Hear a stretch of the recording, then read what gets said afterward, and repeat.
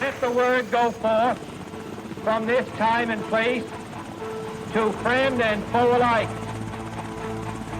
This is preeminently the time to speak the truth, the whole truth, frankly and boldly.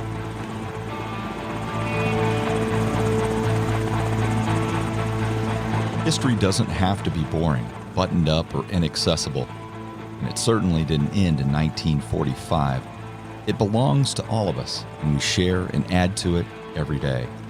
Welcome to the History A Go-Go podcast, where I interview interesting guests, cover a motley crew of topics, and it's a place where you can sit, think, and drink all at the same time. I'm your host, Rob Mellon. My guest today is Rick Perlstein. He is a New York Times bestselling author, historian, and journalist. He has written several books, including Before the Storm, Barry Goldwater, and the Unmaking of the American Consensus, and The Invisible Bridge, The Fall of Nixon, and the Rise of Reagan.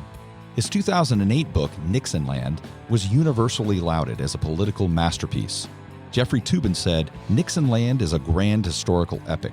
Rick Perlstein has turned a story we think we know, American politics between the opposing presidential landslides of 1964 and 1972, into an often surprising and always fascinating new narrative.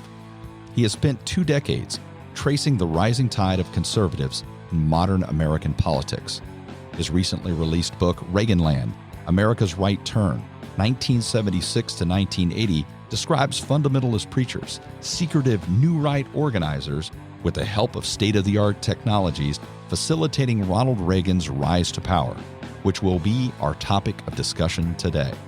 I'd like to say welcome to the man the nation called the hyper-caffeinated Herodotus of the American century. Welcome, Rick Perlstein. Hi. Well, Rick, it is tradition here to accompany the conversation with a special brew. Today, since the late 70s was filled with so many uplifting stories, we have Dead Guy Ale from Rogue Brewery in Newport, Oregon. Remember, the best way to enjoy the podcast is to go grab a dead guy, and, well, a Dead Guy Ale, and think and drink along with us. And for those who have subscribed to the History A Go-Go podcast and continue to support us, thank you. And cheers. I want to pay you a compliment because I really enjoyed Reaganland. Thank you so much.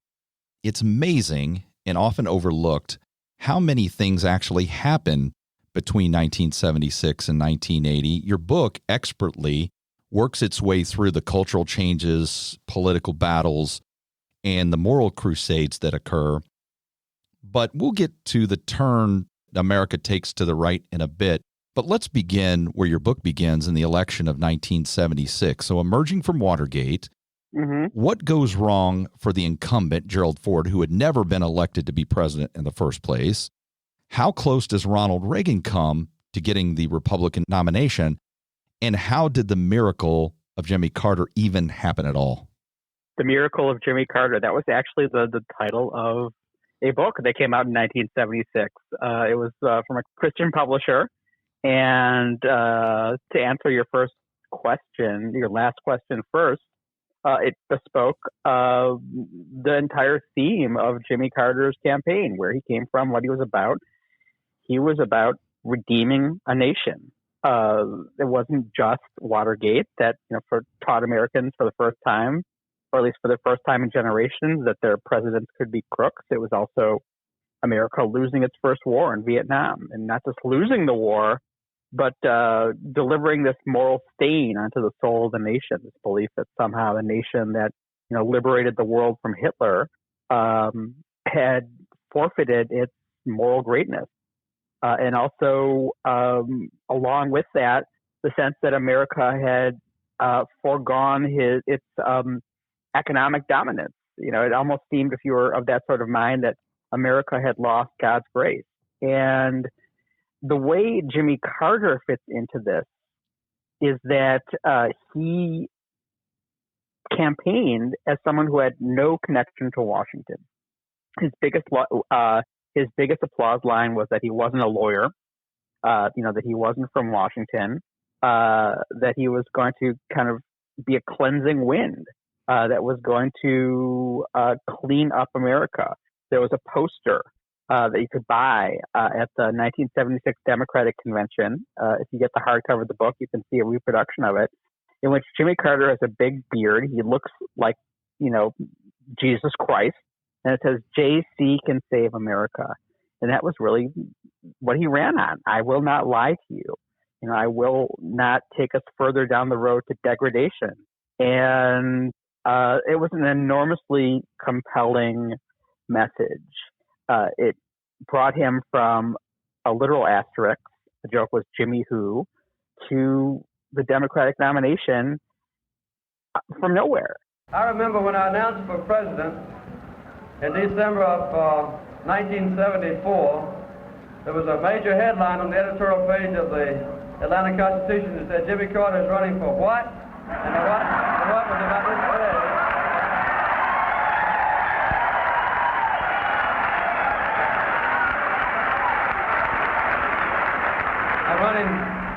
I'm running for president. Then came the general election. And you ask what went wrong for Ford. And interestingly enough, not a lot went wrong for Ford. Actually, Ford's campaign was quite successful. It was a really well-run campaign with brilliant themes, too.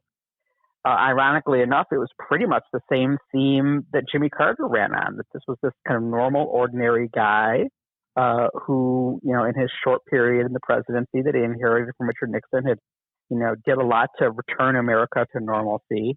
Both of them ran commercials that foregrounded their, modest beginnings, the fact that their family would love them and all that sort of thing.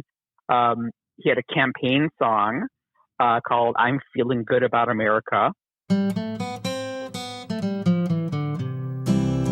There's a change that's come over America, a change that's great to see. We're going back to work again. It's better than it used to be. I'm feeling good about America, and I feel it everywhere I go. I'm feeling good about America, and I feel you ought to know.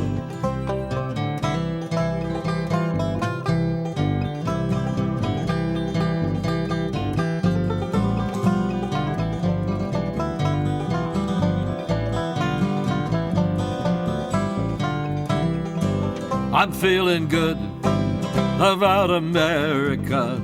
It's something great to see. I'm feeling good about Gerald Ford, and I'm feeling good about me. I'm feeling good about Gerald Ford, and I'm feeling good about me. Yeah, and you see it in TV commercials with marching bands, with ice cream and parades, whistle stop tours, and he came within pretty much 1.5 percentage points in the popular vote. Yeah, it was really close. Yeah, and it was quite a remarkable comeback. Now, the way the book starts, the way I start chapter 1, is answering the question, what went wrong for Ford? A lot of pundits, a lot of analysts said the main thing that went wrong for the Ford campaign was that the guy who had almost defeated him for the nomination, who had challenged a sitting president from his own party for the nomination, Ronald Reagan, sat on his hands and barely campaigned at all for him in the general election. If Ford had won Texas and if he had won Mississippi, which were obviously very conservative states with lots of passionate conservative Republicans, and just to take the example of Texas, where at the Texas State Republican Convention, people were blowing whistles to try and shut up the Ford speakers because there was so much support for Ronald Reagan. If he had just won those two states, he would have won the election, and those were precisely two of the states where Ronald Reagan didn't campaign for Ford. And that, brings us to the third part of the question. How close did Ronald Reagan come? He came shockingly close. He brought the election all the way to the convention. And he didn't have enough delegates to put himself over the top when he came in. I tell this story in my last book, The Invisible Bridge.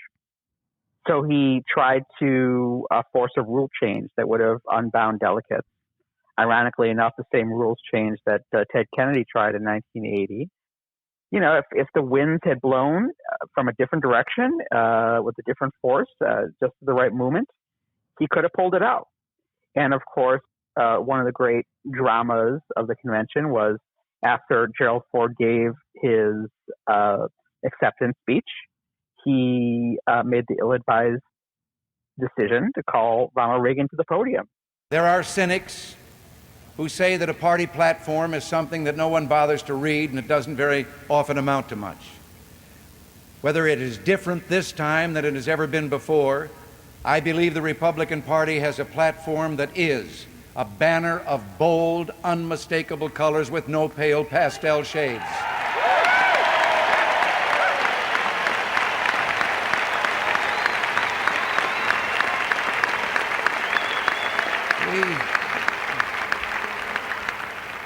We have just heard a call to arms based on that platform, and a call to us to really be successful in communicating and reveal to the American people the difference between this platform and the platform of the opposing party, which is nothing but a revamp and a reissue and a running of a late show of the thing that we've been hearing from them for the last 40 years.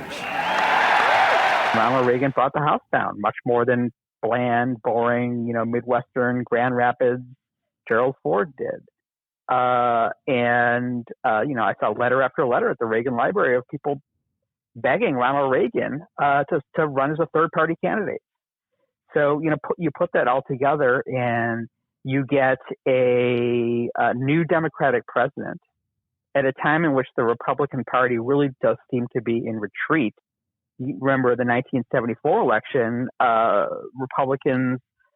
Republican incumbents lost their seats all over the place in traditional Republican districts at the hands of these young reform Democrats called the Watergate babies.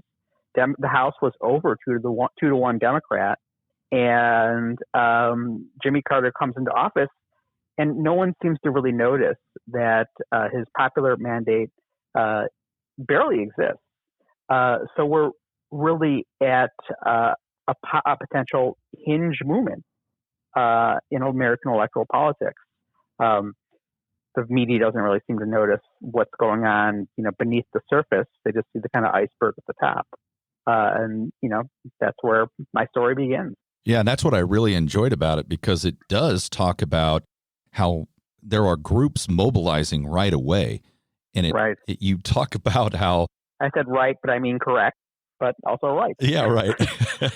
But they're mobilizing right away. And I'm going to start with that, just one aspect of it, because the new right has all these different fronts that Carter is not going to handle very well. And the Democrats... I like that word front, by the way, because a lot of what they did was popular front politics. They come up with kind of popular issues to kind of lead the charge, but they have kind of other ulterior motives behind them. And you say that sexual mores were the Achilles heel of the liberal Democrats. Now, Carter's not really a liberal Democrat, but he does give an interview for Playboy magazine, and that causes a tremendous amount of controversy. And not that the evangelicals needed any reason to become more political, but it's almost like a spark. Right. Well, of course, Jimmy Carter isn't necessarily a liberal Democrat, but anyone who's not a conservative in the conservative mind, is a liberal, right? That's no question. He's liberal enough, right? But one way in which he is liberal, certainly not when it comes to economics, is pretty much in accepting that the Democratic coalition contains all these elements that he needs to corral together, and these include activists for gay rights, feminists who wish to pass the Equal Rights Amendment. And in fact, that was kind of the one liberal interest group that he never sold out was, the ERA movement. He worked very hard for that. And even though he was the first modern presidential candidate to come from an evangelical Christian background and put that in the forefront of his identity, he did so in a way that was out of step with the politicization of the rest of the evangelical movement. He was an old-fashioned evangelical in that he didn't believe that one should use one's religion as a kind of a decision-making apparatus to decide which side of an issue one should fall on. But, the people who are kind of gathering force in the churches down in the South, people like W.S. Criswell in Dallas, people like Jerry Falwell in Lynchburg, Virginia, hold that if you're a Christian, you are against the ERA, you are against abortion, you are against gay rights. And so the way that worms its way into the 1976 election happens when Jimmy Carter makes a kind of offhand decision, nothing particularly calculated, except that it was calculated to convince people that he wasn't some kind of old-fashioned moral scold, to give an interview to Playboy magazine. And one of the points I make about this interview in Playboy magazine is that if you read it cover to cover, beginning to end, which I really recommend people do, it's the most illuminating, psychologically complex, rich inner portrait of a presidential candidate pretty much we've ever had. But lo and behold, in making what really is a theological point and a doctrinally sound one, which is that, you can sin and be forgiven, he points out that he has lusted in his heart many times. And the reason he says this is he's trying to explain to a secular interviewer, a former member of the New Left and an anti-war activist named Robert Scheer, that he is, that basically you can be an evangelical Christian and not be sort of a moralizer trying to kind of tell other people how to live. But the way it comes off is this is a guy who talks about sex. He uses words like lust. He says, he says, I'm not going to knock down everyone's door to see if they're fornicating. Well, he says fornicating, right? And that just becomes like this field day for the political cartoonist. It becomes a field day for the humorist. And for the kind of evangelical Christians who are beginning to suspect that he's not their kind of evangelical, that he prefers like a theologian like Reinhold Niebuhr, who talks about America as a nation that is doomed by its hubris instead of the kind of Christian nationalism that the moral majority would later represent, that this is an excuse to throw this guy over the side. And lo and behold, shortly after this happens, the Ford people realize that they have a chance with this new constituency, that all these states in the South that are supposed to be locked up by the first Southern candidate in generations, Jimmy Carter, might be open to, a more conservative Republican candidate. And the Ford people begin to make inroads. They invite a bunch of Christian right leaders, even before there's kind of a Christian right worthy of the name, to the White House. One of them is a guy named W.S. Criswell, who kind of became pretty famous in 1954 after Brown versus the Board of Education, when he said that integrationists are dead from the neck up, and that if you were really biblical, you wouldn't support the Supreme Court. And in 1960, said that John F. Kennedy couldn't be elected president because that would turn over the White House to the Vatican. He comes out for Gerald Ford and invites Gerald Ford to his First Baptist Church in Dallas, and that's cut into a commercial that shows all across the South. And you have the beginnings, and this is also in chapter 1 of the book, of the Christian right movement that would go foursquare for Ronald Reagan in 1980. So the other thing you mentioned, and you referenced it, but the anti-abortion movement starts to really gain steam. And it's in this process where the evangelicals, it seems to me, they're almost trying to turn the Republican Party into the party of Jesus and the Democrats into the party of just a bunch of heretics. Right, and that's the quote you mentioned. That was actually one of the new right leaders who was looking for issues. He was trolling for issues, discontents from which to kind of get people who were disgusted with the social movements in the 1960s working their way into the mainstream into thinking about voting for a conservative. And that was Paul Weyrich. He was the guy who said sex is the Achilles heel of the liberal Democrats. He meant their support of legal abortion. He meant their support of feminism, and he meant their support of gay rights. The other thing in your book, so it's kind of, I mentioned these different fronts, and the fronts that I see are that the evangelical front, there's an economic front where there's a straight out tax revolt, and then you have the foreign policy front from the neoconservatives. So let's start with, in this part of the conversation, with the economics, the importance of Milton Friedman and this idea of capitalism equaling freedom, and the old philosophies of, say, the New Deal being arcane and undemocratic. Yeah, it's a very interesting story. If you had told an economist before the good people in Sweden made their decision and announced it late in 1976 that Milton Friedman will be awarded the Nobel Prize for Economics, they probably would have looked at you funny, because this guy was seen as a marginal character in the mainstream of economics. One of his colleagues a few years earlier had said he was like a fencer trying to defeat a battleship.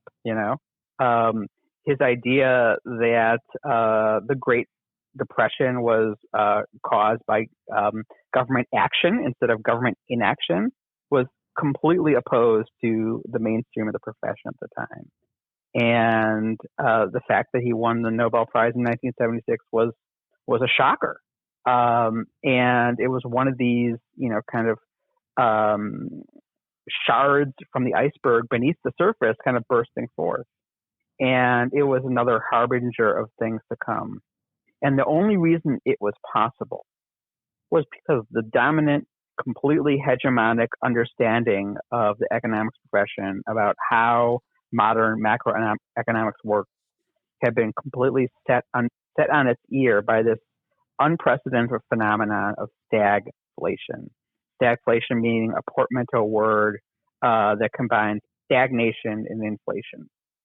According to the regnant Keynesian theories, which seem to have delivered more American and global prosperity than any time in human history, you have basically two choices. You can accelerate the economy at the risk of inflation, but you'll have low unemployment, or you can retard the economy and create greater unemployment, but at least you'll have lower inflation. But beginning in the 1973-1974 recession, which was the worst recession since the Great Depression, suddenly you had both. You had inflation and you had high unemployment, which was supposed to be a structural impossibility. And economists literally had no idea how this was even possible. No one understood it. No one understood how to end it. And this was a time of just astonishing intellectual confidence on the part of economics, the belief that, we'd finally figured out. Western civilization had finally figured out how to run an economy to guarantee widely shared prosperity.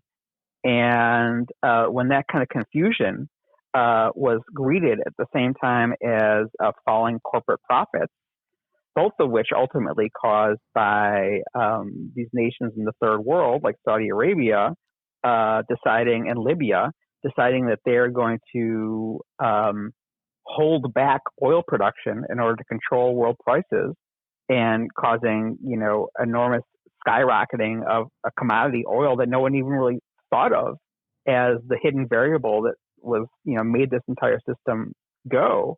When that happened, it created an opening. It created a political opportunity for all sorts of ideological entrepreneurs from the right in the world of economics to offer panaceas. This is how we can get the economy moving again. We can cut corporate tax rates. We can cut capital gains tax rates. We can cut income tax rates across the board. That was not something that Milton Friedman was for, but it kind of honored his spirit, which was the idea that government was the problem. Whereas after the Depression, after World War II, it seemed that even most of corporate America had bought into this consensus idea that government could be in partnership with business and create this, again, broadly shared prosperity, and not just broadly shared prosperity, but record corporate profits. And once that broke down, that's when you begin to see all sorts of figures, some of them quite crank-like, with very little intellectual strength to buttress their ideas, coming to the fore.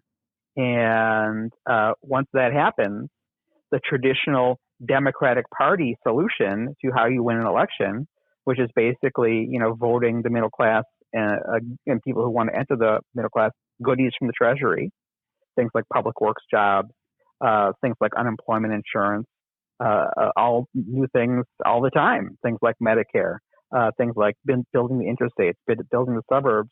The Democrats are kind of left without a model for how they can succeed politically. So once Jimmy Carter is president, he's the one who inherits this wreckage, and his presidency immediately starts going off the rails. The government is too big, it's too intrusive, it restricts what we can do, it's becoming our master instead of our servant, and we've got to react against it and cut it down to size. Almost from the inauguration, things start going wrong for Carter, and you page your way through your book. And I just keep thinking, like, what the hell else could go wrong for Jimmy Carter? Some of it's his fault, right? But some not at all. Yeah. Some it's just bad luck. Some of it is bad luck. Sometimes, though, when you get bad luck and you get even a catastrophe, it's a chance to show leadership. It just never happens for Jimmy Carter. From the beginning, he alienates Tip O'Neill, which you talk about in your book, which is interesting. Right. The first act he has is to pardon what many people would call draft dodgers. It's not popular. Could you explain how this dual prism that he handles all issues through, the engineer part and the minister, that Christian minister part, and he handles all issues through those prisms, and it just doesn't work out for him? Right. This is a scheme that I borrowed from a very wonderful writer, Hendrik Hertzberg, who a lot of people have read over the years in the New Yorker. And it just so happens that he was one of Jimmy Carter's speechwriters. And he's really kind of gotten inside the head of the guy. And one of the schemas he's come up with to try and figure this guy out was that he had kind of a dual identity. Of course, we mentioned the evangelical part. But it was a kind of evangelical who basically came from the tradition of hard shell baptism, where you sat in this wood clapboard church and you kind of dwelled in your own modesty, and you dwelt in your sacrifice that was greater than the sacrifice of the next guy over. So it was kind of an austerity baptism, right? But it also gives you a very strong inner confidence that once you arrive at a solution, you proselytize it. You don't negotiate about it. So that's one half of it. And the other is that, he'd been an engineer. He was a nuclear engineer. And he learned at the feet of the father of the nuclear navy, Hyman von Rickover.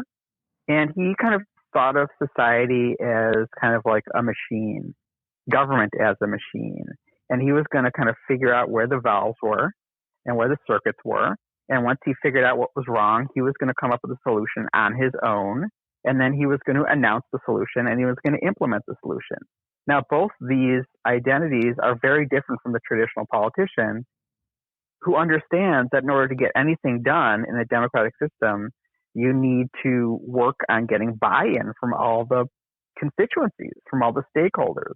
So again and again and again, you see Jimmy Carter coming up with a solution independently by studying a problem and then announcing it without telling anyone he's going to do it, and without preparing any political groundwork. And the first example of this that kind of sets the tone is that he, after he's elected, this is not something he runs on.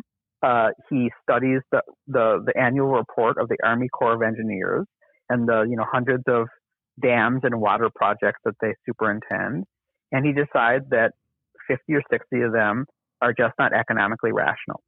And you know what? In a lot of the cases, he was absolutely right. These were kind of dams that were costing the federal treasury an enormous amount of money and delivering very little in return in a lot of cases. But they also were patronage mills for politicians, for congressmen in their districts.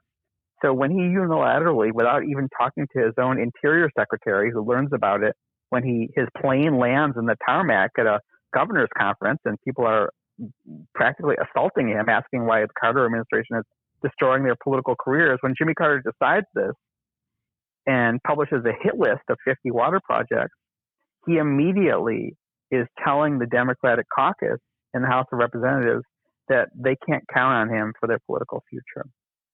And immediately he's losing the operational unity of a party that seems to control all three branches of government, that the pundits are reasonably concluding has the world in the palm of their hand.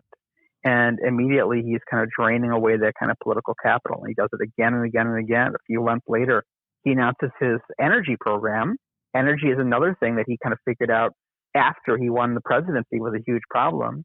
He announced that his energy czar, who was, not confirmed for anything, James Schlesinger, who was a Republican who came from the Ford administration, was going to announce an energy plan.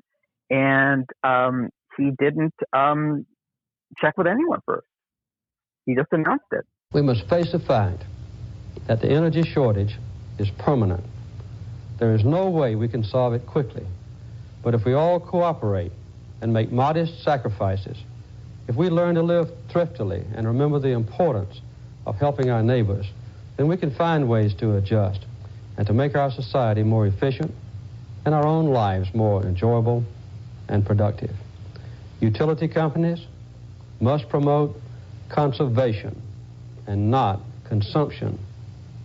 Oil and natural gas companies must be honest with all of us about their reserves and profits. We will find out the difference between real shortages and artificial ones. We'll ask private companies to sacrifice, just as private citizens must do. All of us must learn to waste less energy. Simply by keeping our thermostats, for instance, at 65 degrees in the daytime and 55 degrees at night, we could save half the current shortage of natural gas. Okay, the Democrats have everything they could possibly want to put forward an agenda that they really believed in. But there was no Democratic agenda, right? Because, the Democratic agenda that, had, bound the party up since the New Deal, once again, because of all these economic ordeals that no one understands, doesn't seem to have worked. We say it's dysfunctional, but, at the time, a lot of people thought that it was functional, right? That Washington had failed. The old ways had failed. That we have to do something to change tax. And even as his power and influence is draining away within sort of the Washington establishment, the public is with him for years.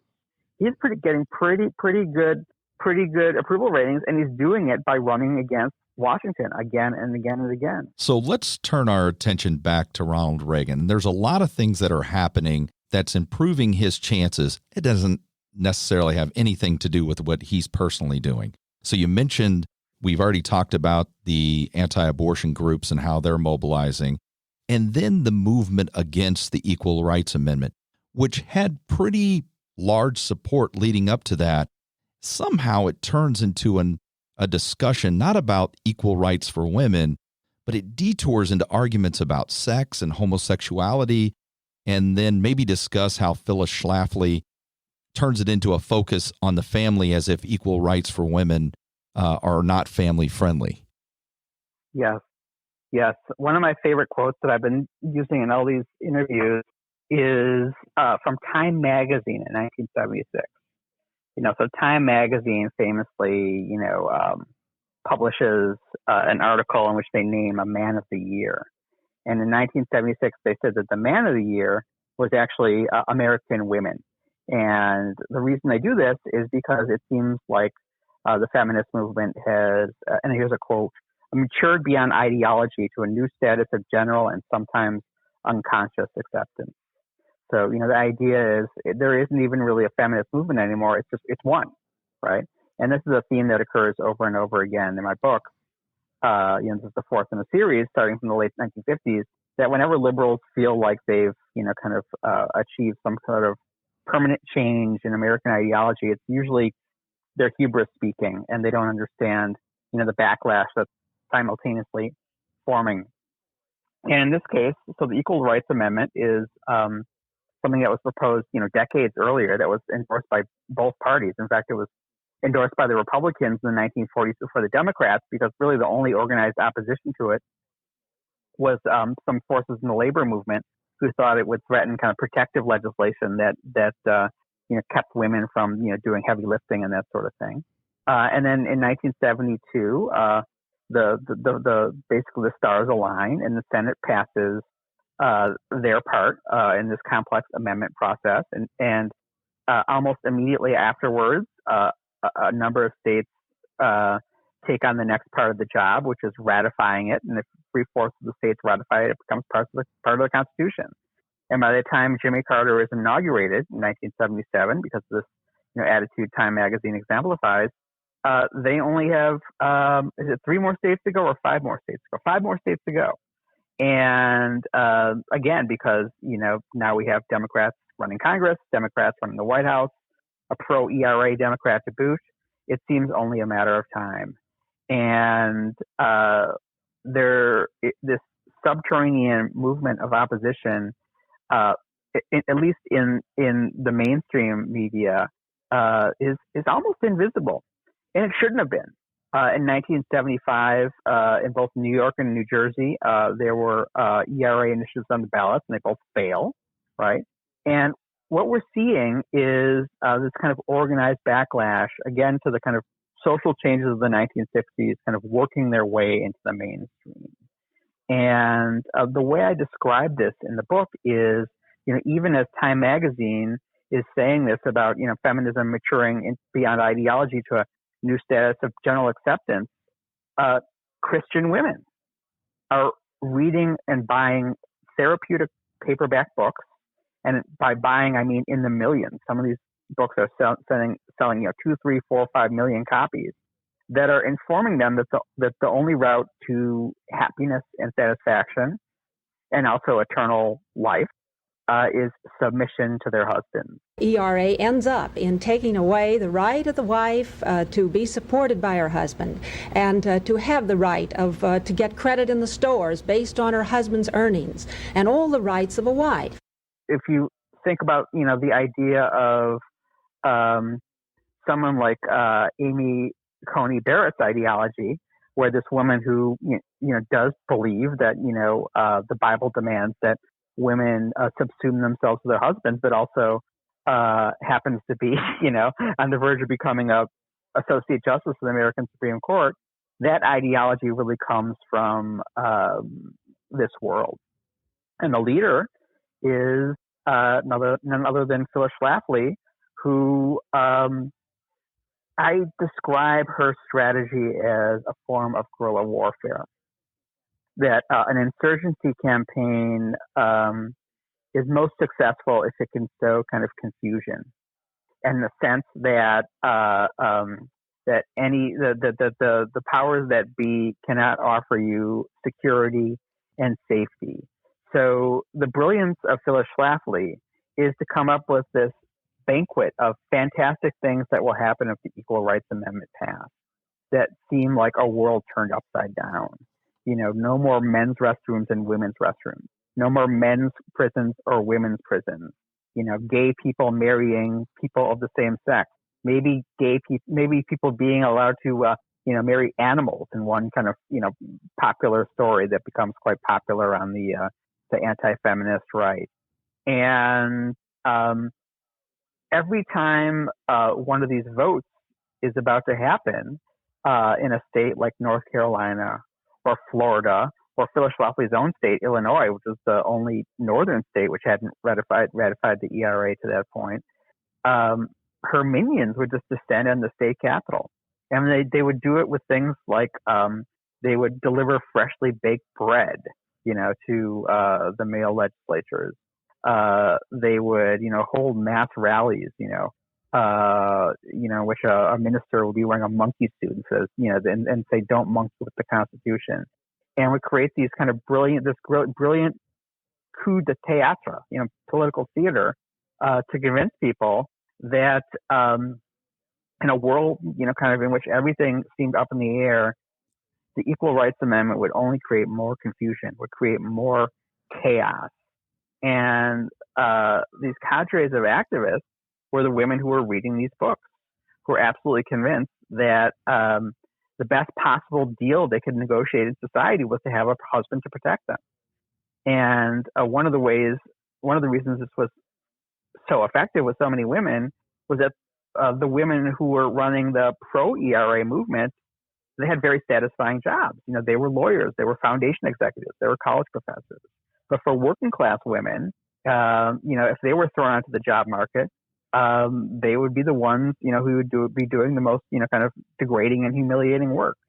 And so those were the kind of women who were the target of this campaign. The idea that, what this would do would be to absolve husbands of the legal obligation to support them, that it would create chaos.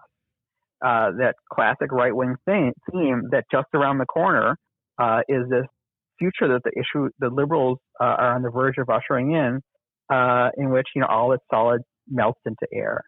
And it's extraordinarily successful. In the spring of 1977, there's defeat after defeat after defeat. And by 1979, things are looking so grim that Jimmy Carter is able to engineer a vote to extend the deadline to 1982. It was supposed to be in 1979.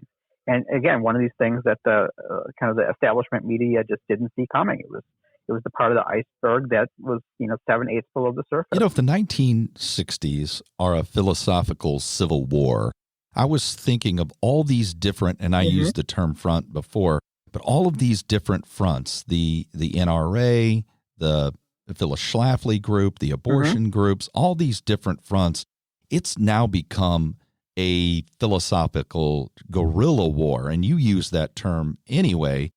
Right. Can you explain how they get to this idea of the ends justifying the means? It's important to understand, and this is a theme of right-wing politics going back hundreds of years, that if you're a conservative, especially if you're a Christian conservative, you don't believe that you're just fighting for the stakes of the next election.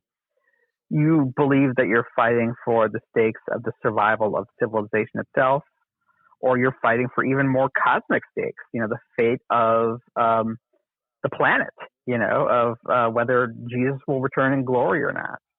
And so, what we're talking about is, a kind of political apocalypticism. And it's very easy when that becomes your way of thinking about the political world for the ends to justify the means. And the people who are, basically casting their eye over the country and looking for various fronts to open up in this war, they're called the New Right. The New Right is a group, basically a cadre. The word cadre suggests kind of a group of, militant leaders, right? A small group who kind of conspire together to win a victory. And what this cadre consists of are some very sophisticated political operators. I mentioned Paul Weyrich, who's the guy who said sex is the Achilles heel of the liberal Democrats, meaning, a wonderful opportunity to wedge the Democratic coalition. A guy named Howard Phillips, who later becomes a Christian Reconstructionist who believes that, American law should follow biblical law. A guy named Terry Dolan, who is just a profoundly cynical man who headed the National Conservative Political Action Committee and mastered the techniques of dark money long before that phrase existed, and campaigns in which he used the Political Action Committee vehicle to campaign for candidates not coordinated with the candidates. And he had a quotation in which he said, "The candidates we support, we can lie through their teeth, but the candidates we support can stay clean." And then the godfather of them all, a guy named Richard Viguerie, who was the master of direct mail, who basically compiled mailing lists of every right-leaning American in the country and would just bombard them with these terrifying letters about the horrors that would ensue if Democrats and liberals took over the government. Things like, they'd have homosexuals teaching their children. They would be demonstrating sexual techniques in classrooms. The kind of QAnon-style panic politics that, again, was happening mostly below the surface. And the kind of ends justify the means mentality really infiltrated the Christian right movement to a profound degree, such that at a big Christian right rally in which Ronald Reagan spoke in 1980, in August of 1980, right at the beginning of the campaign, this guy Howard Phillips said, we don't want more people voting, we want less people voting, because when less people vote, we can dominate the election with our activists. So this contributed materially to the kind of coarsening of electoral politics in the United States. But it all ultimately comes back to this, ends justifies the means attitude that happens when you believe you're fighting not just for kind of the stakes of the next election, but cosmic stakes. Not only do the ends justify the means, but no matter what our candidate does is acceptable because he's fighting for that purpose. So you're willing to accept anything, even when it becomes clear that your candidate is corrupt or your candidate has fallen into the same trap. Well, yeah, and a lot of these guys, come out of, Watergate. One of the new right activists was Roger Stone, right, who had been a, operative in Watergate. Paul Manafort ran Roger Stone's campaign for young Republican president in 1977. And he ran this operation with like 10 times more money than any young Republican had ever before, and was kind of trading favors and doing dirty tricks.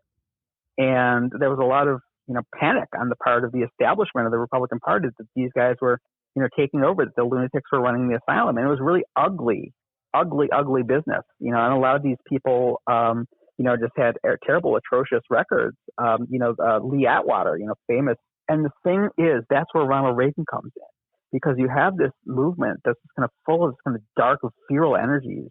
But when you have a front man like Ronald Reagan, who's so charming and optimistic and is always, kind of leading with his smile, it's just a perfect kind of complementarity between kind of the darkness and the light as kind of the two wings of the right-wing ascendancy. I'm talking about the very essence of what it is to be an American.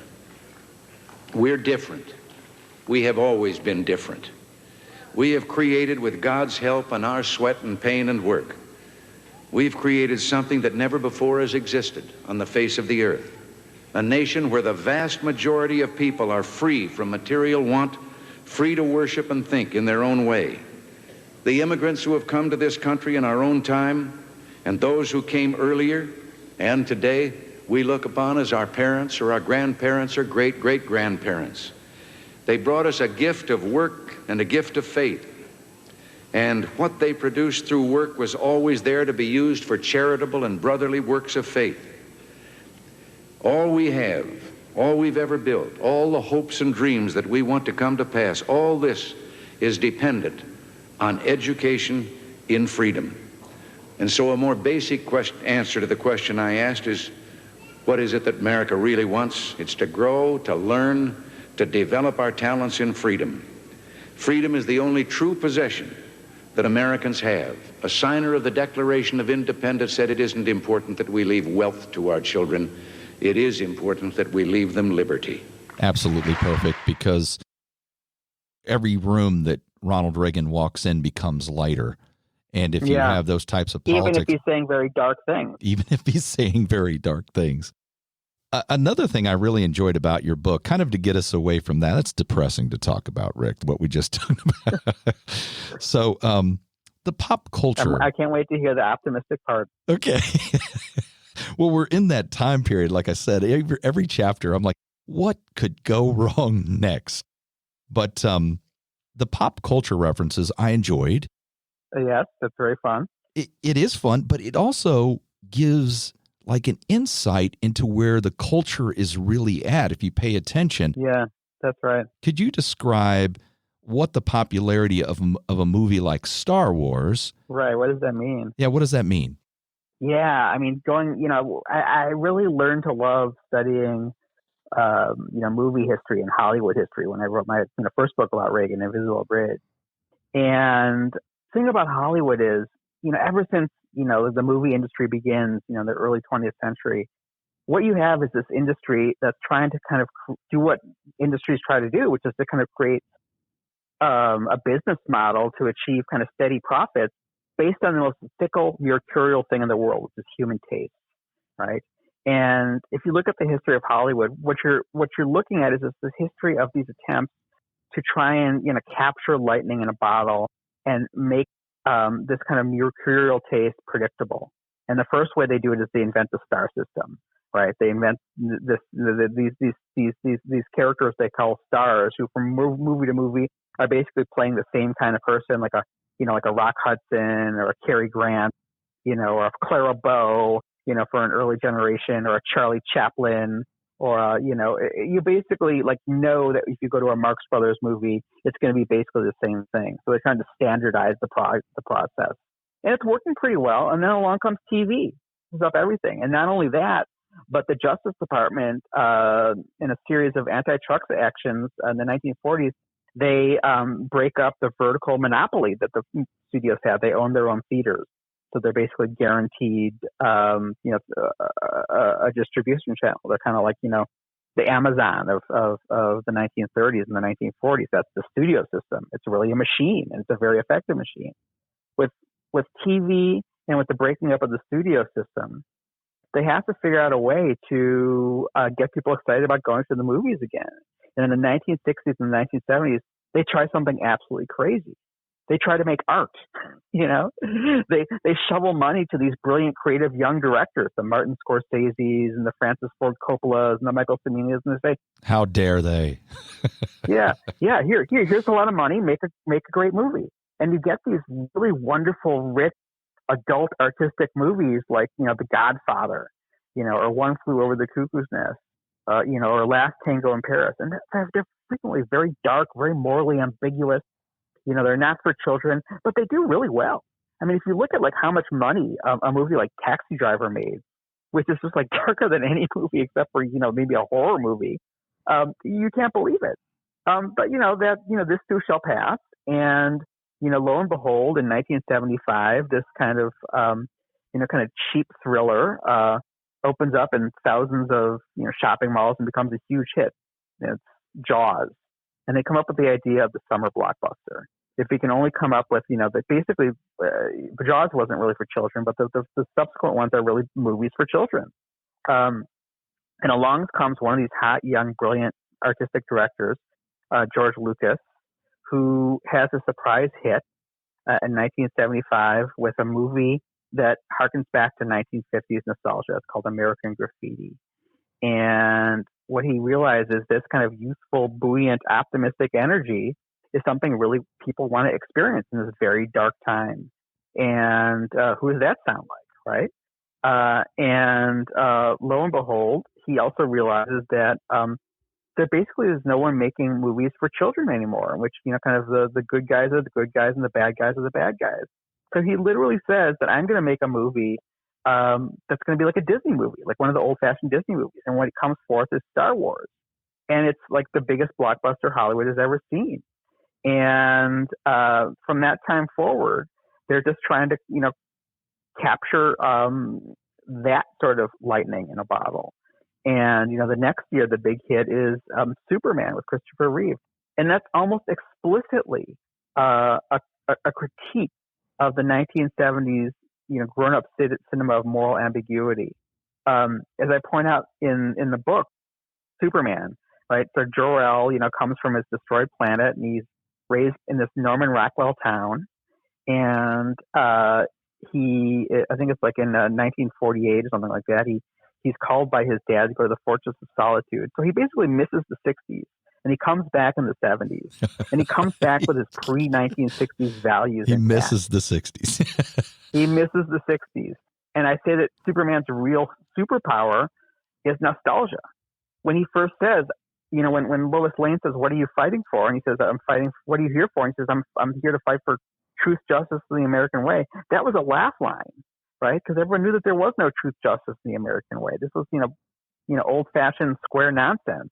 But he carries you along through the course of the movie to realize, wow, maybe this sort of, maybe nostalgia and good versus evil and good guys and bad guys, maybe it can literally turn back time. And do you remember how the movie ends? Superman has to save Lois Lane, and he literally does it by turning back time, by turning the Earth backwards on its axis. And the thing that's really striking about the movie is that, so of course Clark Kent is a newspaper reporter, and so is Lois Lane. Lois Lane is kind of like Woodward and Bernstein, and her boss, at the Daily Planet, he's kind of like Bill Bradley from All the President's Men. If you look at the scenes in the newspaper, it looks exactly like All the President's Men. And what the filmmakers were doing, and they're quite explicit about this, is they wondered what it would be like to make a movie in which all that sort of dark reflection on the messiness of the American character just went into the garbage can. It would be Superman, and it became a huge hit, and that becomes my metaphor for not just Ronald Reagan and the emergence of Ronald Reagan, but what every one of the Republican candidates was going for. They were all trying to kind of model themselves on these sort of almost comic book models of strong leadership. Of course, we see, it's apotheosis with, the comic book scene we saw of, Donald Trump returning to the White House in a helicopter and heroically ripping off his mask, right? I mean, that's the apotheosis of this. But my point is that, people were willing to go to Ronald Reagan movies before they were willing to vote for Ronald Reagan. That this sort of stuff was the cultural leading edge of the backlash against, the 1960s and the moral complexities and the darkness of the 1970s. So the next question I have is about, not that it's going to get any lighter, but about racism and the massive civil rights changes that happened in the 1960s. And by this point in the 70s, for many white individuals, it's just too much. And then the new right, deftly turns this into as if the whites are the victims. That's and right. They attack affirmative action, and they create the idea of a reverse racism. Yes. This is, the Bakke case, right? So this guy, Alan Bakke, tried to get into the UC Davis medical school. He'd been a NASA engineer, smart guy, right? And he applied over and over, but they were reserving spots in the University of California for dispossessed minorities. And he sues for discrimination, that they're discriminating against white people. And he assembles a really surprising coalition behind him. A lot of what's going on with kind of reassembling what becomes the Reagan Coalition is that there are some strange bedfellows involved. Bakke wins the support of, Jewish groups who are afraid that affirmative action will disadvantage Jews. He obviously wins the support of traditional conservatives. He wins the support of the groups of what are then called white ethnics, basically like Italians and Irish. And it comes at a time in which there's again, in popular culture, this sense of ethnic revival. I talk about Roots. 1977 was the year of Roots, and this was, the most popular TV show up to that point. It was a 7-part series about the horrors of slavery that followed, a family from Africa into slavery. And the way the story was structured was the guy who was the author, Alex Haley, was researching his roots, right? He was going back to the old country and trying to figure out his genealogy. And, African Americans and the left was thrilled at Roots because they're like, wow, now we'll have this overdue reckoning with racism and slavery. But something very ironic happened. Roots launched a vogue for genealogy in which basically everyone else started looking for their roots. So instead of saying America, did this awful thing, slavery, it became, wow, everyone is from somewhere else. Let's figure out all the ways we were oppressed. So the Irish were talking about how they were oppressed, when they came to America, and the Italians were figuring out how they were oppressed when they came to America. And it became this sort of sweepstakes in which, like African Americans were just one more group, and we made it, so why can't they? And it paradoxically ended up contributing to this sense that, these blacks who were calling for, reparative justice were just a bunch of whiners.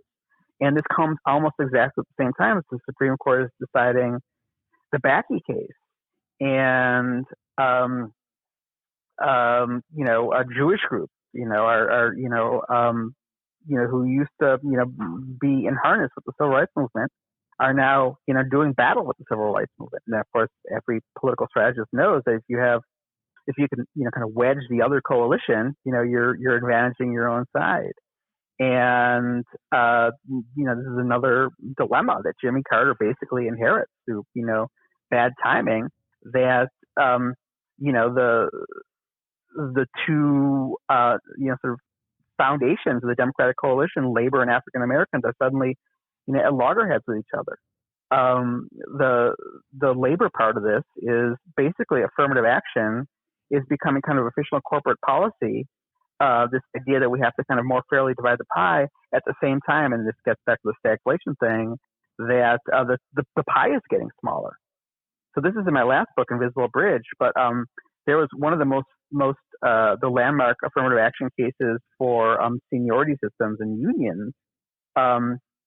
The pro affirmative action side finally wins, and this guy wins the right to enter an apprenticeship program at a factory, but the factory is shut down years before, right?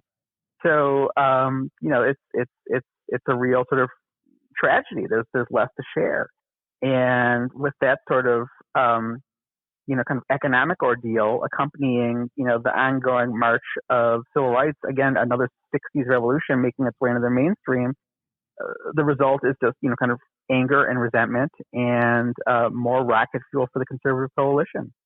So let's turn back to Reagan, but I'm going to do it in with the backdrop of what's happening in the nation into Jimmy Carter's presidency.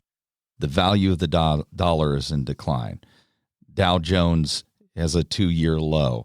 They have a report that half the people on welfare didn't even qualify. All of these things are outlined in your book. We didn't say anything about him selling or giving up the Panama Canal, which is not popular. Right. Which is just basically another way of saying America is, losing its global dominance. America is kind of like mojo, the macho thing. It's like America is weak and sick, and you even bring up some of the ugliest things that happen. Jim Jones, the son of Sam, right. Richard Speck. Everything's falling apart, right? Ted Bundy. Children are being kidnapped. So in all of that, that's the backdrop. What is Ronald Reagan doing throughout that time, knowing that that's the backdrop? Negative things that are happening. Right, all this darkness, yeah. What is Ronald Reagan doing during that time to set himself up? Right. Well, he's being Ronald Reagan, right? I mean, he's professionally, he is making a living by giving speeches and doing, radio broadcasts. But, what he's kind of selling to the American people while all this is happening is Reagan's ideology, which is that, there's nothing wrong with America that more America can't fix, right? That true Americans don't dwell in darkness. They turn the cheek and look at the optimism, and even if they have to, deny reality in order to do so. It's what I call in my previous book, the invisible bridge. When Khrushchev tells Nixon, if people think there's an invisible river out there, don't tell them there isn't one. Build them an invisible bridge, right? And that's absolutely central to Ronald Reagan's appeal. His ability to kind of project blithe optimism in the midst of what other people see as chaos. That's what he was doing in his own chaotic childhood, basically turning himself into a performer, someone who, would practice being a drum major, in the mirror with his bedpost, as his baton. That's Ronald Reagan. And that's what America chose. So to end the discussion today, with the election of 1980, if you could touch on what's happening in the Democratic Party with these right. individuals who are thinking about challenging an incumbent president, and then are there any true challengers to Ronald Reagan? It's almost like Ronald Reagan feels like the incumbent at this point, and all he's been doing is giving speeches. Well, the striking thing about Ronald Reagan is he is ahead in the polls, ever since they start polling in 1980, going all the way back to 1978. But among the people who are kind of interpreting America to itself, the pundits and the news anchors, they never really take him seriously. And it's always presumed that he's so old and so extreme that something is going to happen, that he's going to fall asleep at a meeting, or he's going to say something crazy, and that he'll just kind of fall by the wayside. And one of the serious candidates will emerge. It's almost exactly what we saw in 2015 and 2016 with Donald J. Trump, right? But another important thing to understand about the Republican field is except for the exception of John Anderson, who quits the party after he loses and runs as an independent, everyone is running as a conservative. So if it wasn't Reagan, it would have been Bush, or it would have been John Connally. Whoever ran as the nominee in 1980 would be running on a conservative platform, right? Conservatism had completely taken over the Republican Party. Now, on the other side, the Democrats are all confusion because, the New Deal tradition just doesn't seem viable to Jimmy Carter, and he abandons it, right? He calls for, austerity, less spending. He appoints a Federal Reserve chairman who immediately institutes a program of tight money to basically induce a recession in order to wring out inflation. And Ted Kennedy is upholding the standard of the traditional New Deal Democrats, that even more so than his late brothers. And he's horrified by Jimmy Carter, and he decides that he's going to do what Ronald Reagan did in 1976 and challenge a sitting president in his own party. And Jimmy Carter, all through 1979, is so degraded in the polls that Ted Kennedy looks like a shoo-in. There are times in which he's up to 70% approval among Democrats until he announces his campaign, and he almost immediately folds through this kind of fascinating kind of psychological inability to kind of get his mind around his own fitness to be president. So he's running against Jimmy Carter from the left. And meanwhile, you have this fascinating, opportunistic, and strange fellow, Jerry Brown, the governor of California, who in his statewide televised State of the State speech in 1978 is a Democrat, but he's proposing a balanced budget amendment to the Constitution, which is so extreme that Barry Goldwater says it's crazy. Jerry Brown fades very fast.